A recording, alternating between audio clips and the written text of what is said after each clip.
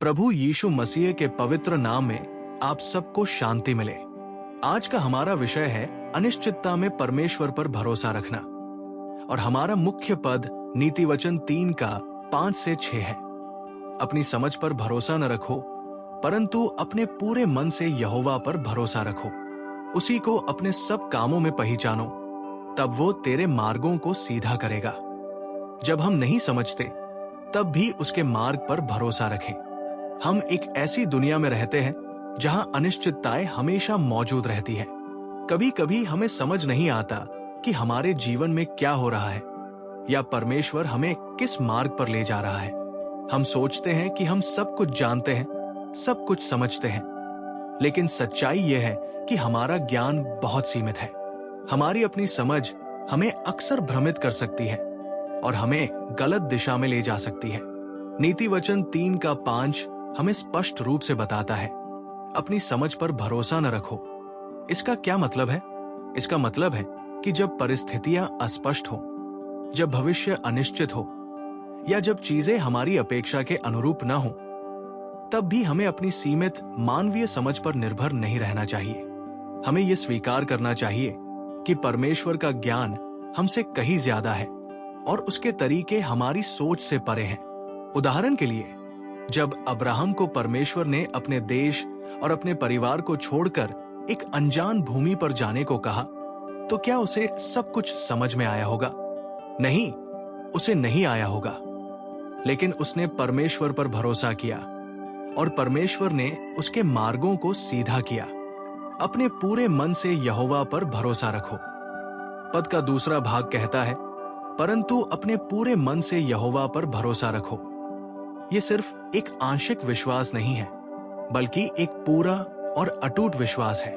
इसका अर्थ है कि हमें अपनी सभी चिंताओं, अपनी सभी आशंकाओं और अपनी सभी योजनाओं को परमेश्वर के हाथों में सौंप देना चाहिए। पहला, आत्मसमर्पण। अपनी इच्छाओं और योजनाओं को परमेश्वर की इच्छा के अधीन करना। अपनी व्यक्तिगत इच्छाओं, लक्ष्यों और योजनाओं को परमेश्वर की सर्वोपरि इच्छा के अधीन करना।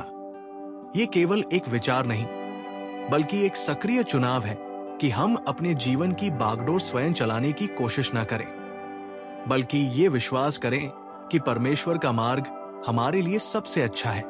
जब हम अपनी इच्छाओं को उसके हाथ में सौंपते हैं, तो हम स्वीकार करते हैं कि उसका ज्ञान और प्रेम हमारे सीमित दृष्टिकोण से कहीं अधिक गहरा है। यह हमें चिंता और तनाव से मुक्त करता है, क्योंकि हम जानते हैं कि हमारा भविष्य एक ऐसे सर्वशक्तिमान और प्रेममय परमेश्वर के हाथों में सुरक्षित है, जो हमारे लिए सबसे अच्छा चाहता है। दूसरा, निर्भरता। ये जानना कि हम परमेश्वर के बिना कुछ भी नहीं कर सकते। ये गहरा और विनम्र भाव कि हम परमेश्वर के बिना वास्तव में कुछ भी नहीं कर सकते हैं। यह हमारी अपनी क्षमताओं और संसाधनों की सीमाओं को पहचानना है और ये समझना है कि हमारी हर सांस, हमारी हर सफलता और हमारे जीवन की हर अच्छी चीज उसी की ओर से आती है। जब हम अनिश्चितताओं का सामना करते हैं या जब हम अपनी योजनाओं को साकार करने की कोशिश करते हैं, तो ये स्वीकार करना कि हमारी अपनी शक्ति अपर्याप्त है, हमें परमेश्वर की सर्वशक्तिमानता और उसके अनंत प्रेम पर पूरी तरह से भरोसा करने की ओर ले जाता है। ये निर्भरता हमें अभिमान से बचाती है और हमें लगातार परमेश्वर की अगुवाई और उसकी शक्ति की तलाश करने के लिए प्रेरित करती है, ये जानते हुए कि वही हमारे लिए सबसे अच्छा मार्ग प्रशस्त कर सकता है। तीसरा, शांति। ये विश्वास रखना कि परमेश्वर हमारे जीवन में नियंत्रण में है, भले ही हम इसे न समझें।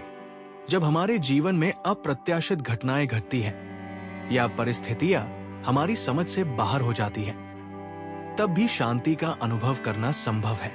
ये शांति इस गहरे विश्वास से आती है कि परमेश्वर हमारे जीवन में नियंत्रण में है, भले ही उस समय हमें उसकी योजना स्पष्ट रूप से दिखाई न दे।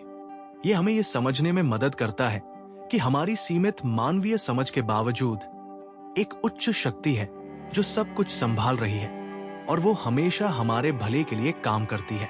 ये विश्वास हमें चिंता और भय से मुक्ति दिलाता है, जिससे हम अनिश्चितता के बावजूद भी मन की स्थिरता बनाए रख सकते हैं। जब हम अपने पूरे मन से परमेश्वर पर भरोसा रखते हैं, तो हम ये स्वीकार करते हैं कि वो सर्वज्ञानी, सर्वशक्तिमान और प्रेममय है। वो जानता है कि हमारे लिए सबसे अच्छा क्या है और वो हमेशा हमारे भले के लिए काम करता है, भले ही उस समय हमें ऐसा न लगे। उसी को अपने सब कामों में पहचानो। नीति वचन 3:6 कहता है, उसी को अपने सब कामों में पहचानो। ये सिर्फ रविवार को चर्च में परमेश्वर को याद करना नहीं है, बल्कि हमारे दैनिक जीवन के हर पहलू में परमेश्वर को शामिल करना है। इसका अर्थ है कि हम अपने हर निर्णय में, अपनी हर योजना में और अपनी हर क्रिया में परमेश्वर की अगुवाई और उसकी इच्छा को खोजें। जब हम उसे अपने सब कामों में पहचानते हैं, तो हम उसकी सलाह मांगते हैं, उसके वचन का अध्ययन करते हैं और उसकी आत्मा की अगुवाई का पालन करते हैं। ये एक सक्रिय प्रक्रिया है जहां हम परमेश्वर के साथ निरंतर संवाद में रहते हैं। तब वो तेरे मार्गों को सीधा करेगा। इस आज्ञाकारिता और भरोसे का परिणाम क्या है? पद का अंतिम भाग एक सुंदर वादा करता है, तब वो तेरे मार्गों को सीधा करेगा।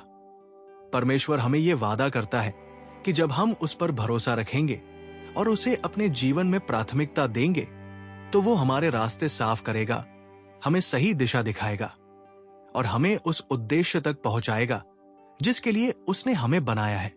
सीधा करना का अर्थ केवल कठिनाइयों को दूर करना नहीं है। इसका अर्थ यह भी है कि वो हमें सही निर्णय लेने में मदद करेगा, हमें खतरों से बचाएगा और हमें शांति और संतोष की ओर ले जाएगा।